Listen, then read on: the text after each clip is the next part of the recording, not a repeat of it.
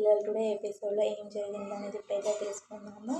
ఇంకా ప్రేమకి సమస్య వచ్చిన ప్రతిసారి అండగా నిలిచాడు ధీరజ్. ఆమె ప్రేమ విషయంలో కానీ, పెళ్లి విషయంలో కానీ ఆమెకి ఆపద ఉందంటే ప్రాణం పెట్టి నిలబడిపోతుంటాడు ధీరజ్. ప్రేమ కోసం తన జీవితాన్నే త్యాగం చేశాడు ధీరజ్. అయితే ఈరోజు ఎపిసోడ్లో కళ్యాణ్ రూపంలో ప్రేమకి పెను ప్రమాదం అయితే ఏర్పడింది. ప్రేమ పేరుతో నమ్మించి ఆమెను లేపుకుని వెళ్ళడమే కాకుండా ఆమెతో చనువుగా దిగిన ఫోటోలను పంపించి బ్లాక్మెయిల్ అయితే చేస్తున్నాడు కళ్యాణ్.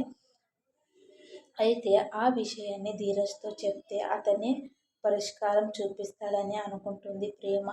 తీరా ధీరజ్ దగ్గరకు వెళ్ళేసరికి, ధీరజ్ నిన్ను అనవసరంగా పెళ్లి చేసుకున్నా, నీ మెడలో తాళి కట్టకుండా ఉండాల్సింది అని వాగేసరికి కళ్యాణ్ విషయం ధీరజ్తో చెప్పకుండా ఆగిపోతుంది ప్రేమ. ఇదంతా గత ఎపిసోడ్లో అయితే జరిగిన ఎపిసోడ్. కానీ ఈరోజు సెప్టెంబర్ 1 ఎపిసోడ్లో వచ్చేసి రాత్రి ప్రసారం అయ్యే కాబోయే ఎపిసోడ్లో ఏమైందంటే, అండగా ఉంటాడనుకున్న వాడు తనపై నిందలు వేయడంతో తల్లడిల్లిపోయింది ప్రేమ.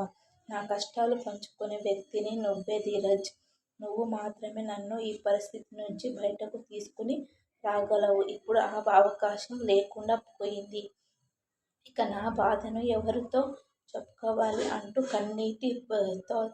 కన్నీటితో ఏడుస్తూ ఇంకా ప్రేమ అయితే బాధపడుతూ ఉంటుంది. ఇంతలో ధీరజ్ వచ్చి ప్రేమ పక్కనే కూర్చుని సారీ అని అంటాడు.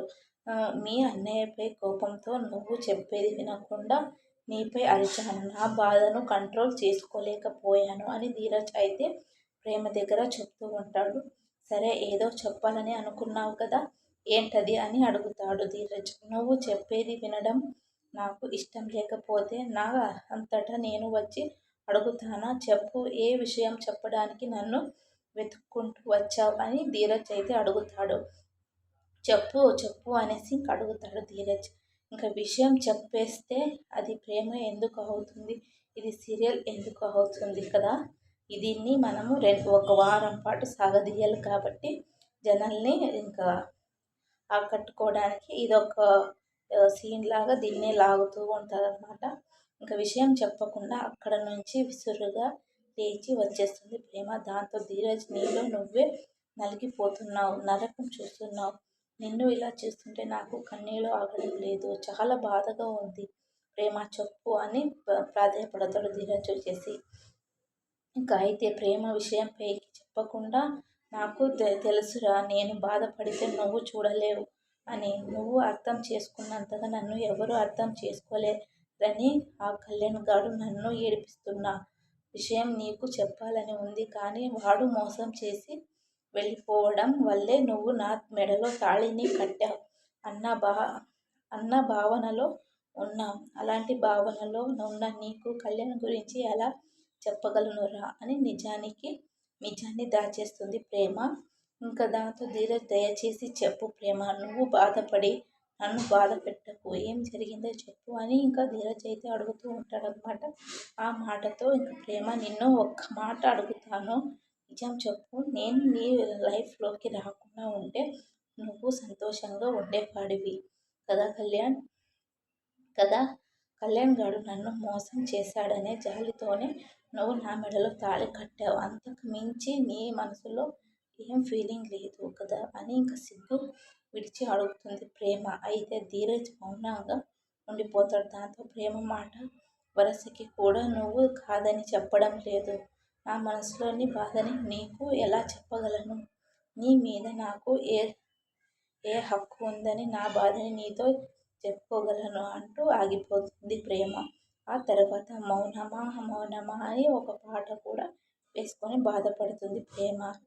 ఇక ఆ సీన్ కట్ చేస్తే అటు నర్మదా సాగర్లో గవర్నమెంట్ జాబ్లో అని తెగ ఏడ్చేస్తున్నారు. ఒసే సాగరు, నువ్వు గవర్నమెంట్ జాబ్ కొట్టాలంటే ముందు గవర్నమెంట్ వాళ్ళు నోటిఫికేషన్ వెళ్ళాలి కదరా స్వామి. వీళ్ళ గవర్నమెంట్ జాబు వ్యవహారం అయితే అదో పెద్ద పత్యాపారం. మాదిరిగానే ఉంది. నేను జాబ్ కొడతా అని సాగర్ అంటే రైస్ మిల్లు వారసత్వాన్ని నువ్వే కొనసాగిస్తానని మీ నాన్న చాలా నమ్మకంతో ఉన్నారు. మీ నాన్నగారు తట్టుకోలేరు. నువ్వు రైస్ మిల్లు నుంచి బయటకు వచ్చి జాబ్ చేస్తావంటే మీ నాన్న ఒప్పుకోరు.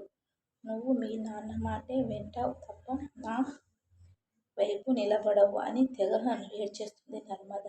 అయినా గవర్నమెంట్ జాబ్ వచ్చిందంటే రామరాజు రైస్ మిల్లులోనే మూటలు మొయ్యి అని ఎందుకంటారబ్బా? బుద్ధి లేకపోతే సరే అనేసి ఇంకా సాగర్ అయితే అంటాడు. ఇక రామరాజు ఏవో లెక్కలు వేసుకుంటూ ఉండగా చెంబుతో చెయ్యిగాడు అయితే వస్తాడు. కాసేపు నవ్వురాని కామెడీ అయితే చేస్తూ ఉంటాడనమాట. రేయ్ చెయ్యి అందులో పెట్టి ఉండకపోతే వెళ్ళి కట్ చేయించుకోవచ్చు కదరా అని అంటాడు రామరాజు. నో, నేను అలా కట్ చేయించుకోలేను. చెంబుని కట్ చేస్తే నా జీవితమే కట్ అయిపోతుంది. కట్ చేసి తీస్తే నాకు జీవితంలో పెళ్ళి కాదు అని అంటాడు తిరుపతి.